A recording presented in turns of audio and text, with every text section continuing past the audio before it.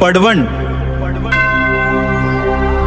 कोकणच्या निसर्गरम्य कुशीत वसलेलं, संस्कृती, परंपरा आणि भक्तीचा अभिमान जपणारं एक पवित्र गाव आणि या उत्सवाचं मुख्य आकर्षण पडवण गावची ग्रामदैवत आई रासादेवी, जिच्या दर्शनाने प्रत्येक भक्ताला मिळते आईच्या कृपेची दिव्य अनुभूती।